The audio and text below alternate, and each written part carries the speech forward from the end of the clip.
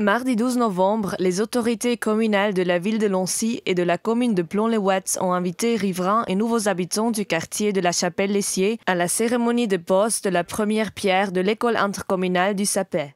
Nous entamons les travaux qui concernent donc la partie sportive du bâtiment avec cette pose de la première pierre. L'idée, c'était justement pour les invités au cours de cette manifestation de pouvoir venir se rendre compte les immeubles en construction qu'on trouve à côté de l'école, de pouvoir voir aussi une partie du chantier déjà construite qui se trouve être une partie de l'école et du parascolaire, de se rendre compte aussi de l'impact justement de ce nouveau bâtiment sur le quartier, de pouvoir s'approprier un peu les choses, puisque pour nous c'est un enjeu important. On parle effectivement de plusieurs milliers de nouveaux habitants tant sur Lancy que sur Plon-les-Ouates, donc c'est un quartier véritablement en devenir. Selon les prévisions, les travaux de l'école devraient être terminés en juin 2015.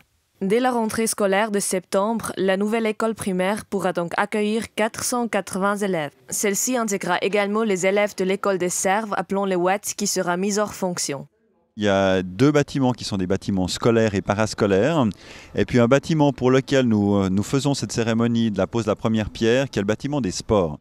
Mais le rôle de cette nouvelle école intercommunale dépasse celui d'un établissement scolaire. Située au milieu du quartier de la Chapelle-Lessier, qui s'étend sur les communes de Lancy et Plon-les-Ouates, l'école servira comme point de rencontre et centre de vie pour les habitants des deux communes.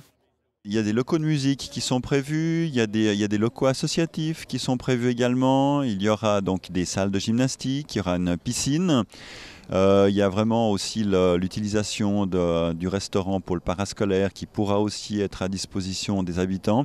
Donc on a vraiment voulu faire en sorte de créer une dynamique et que ce ne soit pas simplement une école au milieu d'un quartier. Si le quartier de la Chapelle-Lessier est encore en plein développement, avec la première pierre de l'école intercommunale du Sapet, il a déjà trouvé son cœur.